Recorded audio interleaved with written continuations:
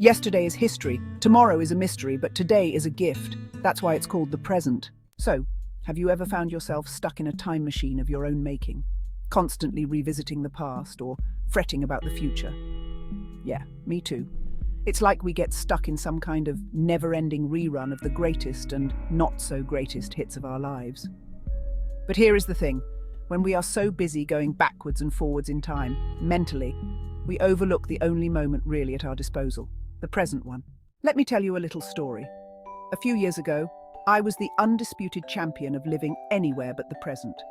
My past was like a clingy ex who wouldn't stop texting, and my future was this shiny, elusive mirage that I was constantly chasing.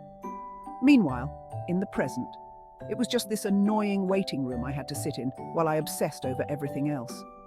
One time, I was so caught up in thought about some stupid argument I'd had with my roommate 3 years ago.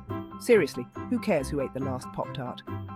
That I walked straight into a lamppost, in public, on a crowded street, wearing my favourite I'm a Genius t-shirt.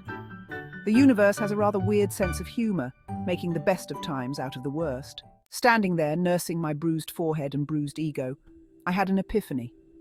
Maybe it was time to take some consideration regarding where I was really going, as opposed to where I had been or where I thought I should be. Well, so how did I learn to live in the present?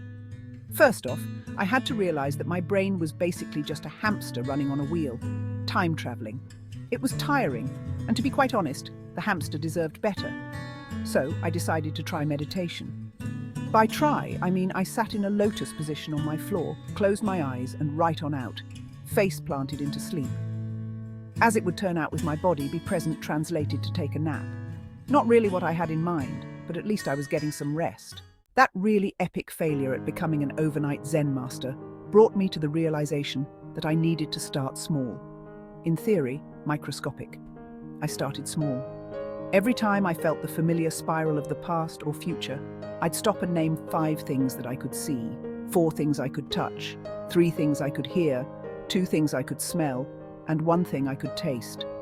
It felt sort of like playing I Spy with myself, except instead of looking for Waldo, I was looking for my sanity.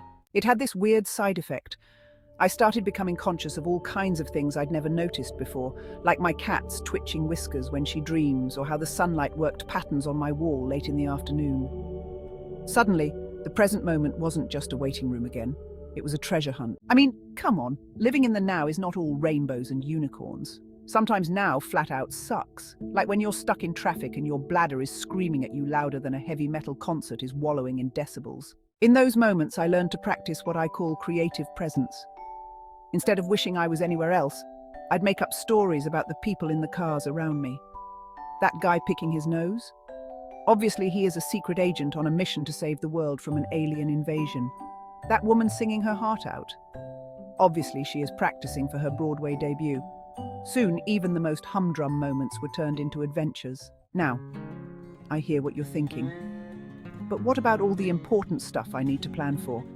I can't just live in la-la land all the time. And you're right.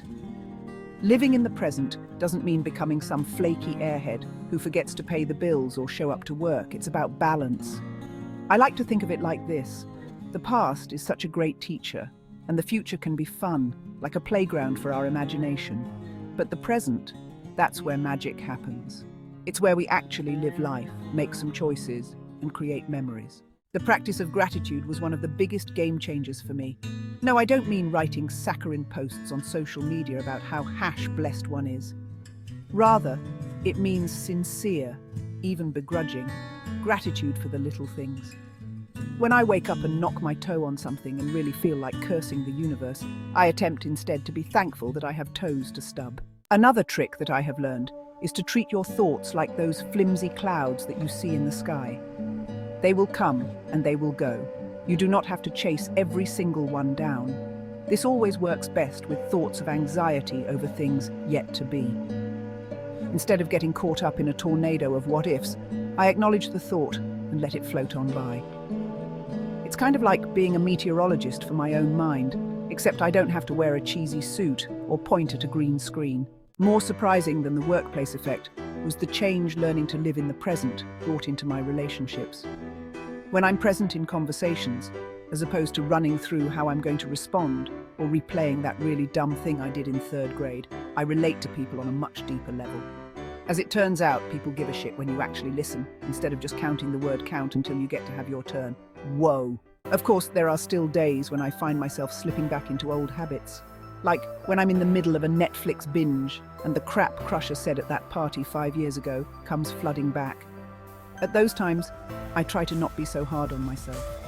Living in the present is a practice, not a destination. It's all right to stumble sometimes, so long as we keep trying. One of the more unexpected byproducts of my process of living in the present moment has been an appreciation for boredom. I mean, in our super-connected world, we're always hit with stimulus. But when was the last time you just sat and did nothing? No scrolling, no TV, no podcasts, just existing. It's surprisingly hard, but amazingly rewarding. Some of my best ideas come from those moments of productive boredom. As I've gotten better at living in the present, I've also noticed a shift in how I approach challenges. Instead of catastrophizing about worst-case scenarios or dwelling on things that happened in the past, I try to focus on what I can say right now. It's like being the protagonist in my own choose-your-own-adventure book. Each moment is a new page, a new choice, and a new opportunity. But probably the deepest change has been within me, in my perception of happiness.